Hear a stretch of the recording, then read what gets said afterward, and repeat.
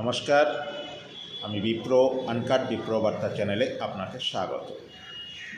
আপনারা জানেন এবারের আইপিএল নিলামে কলকাতা নাইট রাইডার্স শাহরুখ খানের টিম বাংলাদেশের খেলোয়াড় মোস্তাফিজুরকে বিরাট অঙ্কের টাকা দিয়ে নিলামে কেনে। কিন্তু বাংলাদেশে মৌলবাদীদের উন্মত্ত পরিস্থিতি, তারা ভারত বিরোধী বিভিন্ন কার্যক্রম সংগঠিত করে চলেছে প্রতিনিয়ত। তার বিরুদ্ধে ভারতেও তথা এই পশ্চিমবঙ্গেও বিরোধিতা হচ্ছে এবং প্রতিবাদ হচ্ছে। সেই প্রতিবাদের জায়গা থেকেই পশ্চিমবঙ্গবাসী সহ সারা ভারতবাসী মোস্তাফিজুরকে না নেওয়ার জন্য বারবার অনুরোধ করতে থাকে।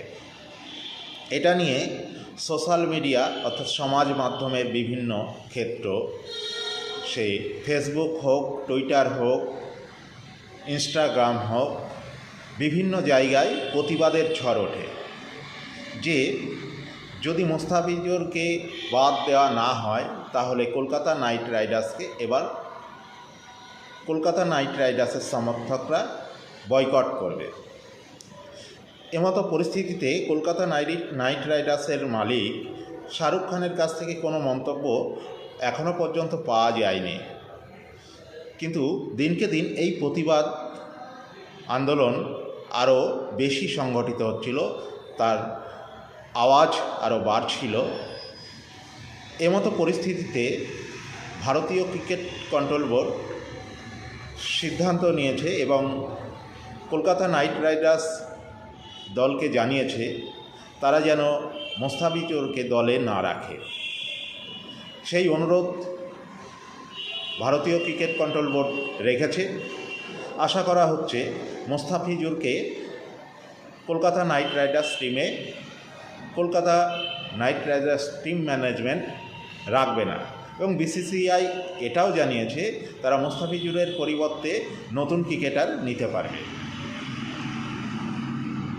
এমতো পরিস্থিতিতে বাংলাদেশেও তার প্রতিক্রিয়া দেখা গেছে। বাংলাদেশের মৌলবাদী ইউনূস সরকার সে আইপিএল সম্প্রচার বাংলাদেশে হবে না বলে একটা সিদ্ধান্ত নিচ্ছেন। তাতেও আমাদের কিছু যায় আসে না, বাংলাদেশের সম্প্রচার হলো কি হলো না, খুব একটা এফেক্ট আমাদের ভারতীয় ক্রিকেটে পড়বে না। ওয়ার্ল্ড ক্রিকেটের চালিকা শক্তি ভারত, সুতরাং ভারত ভারতের মতো চলবে, কারোর দয়ায় ভিক্ষায় বা সৌজন্যে চলবে না। ভারতের সিদ্ধান্তই শেষ কথা। সুতরাং বাংলাদেশ সে সম্প্রচার হলো না তাতে যেমন যায় আসে না। আরও একটা সিদ্ধান্ত জানা যাচ্ছে তারা নাকি টি-20 বিশ্বকাপ খেলতে ভারতে আসবে না। তাতেও আমাদের কিছু যায় আসে না, ভারতের কিছু যায় আসে না। তারা খেললে খেলবে, না খেললে না খেলবে। এই ধরনের খবর যদি আপনারা দেখতে চান, রাষ্ট্রবাদী খবর, সাথে থাকুন, চ্যানেলটি সাবস্ক্রাইব করে পাশে থাকুন এবং আপনাদের মতামত কমেন্ট বক্সে মাধ্যমে জানান, আপনাদের সাথে আমি যাতে সংযুক্ত থাকতে পারি। জয় হিন্দ, জয় ভারত। এইভাবেই আপনাদের সঙ্গে আমরা একত্রিত থাকব।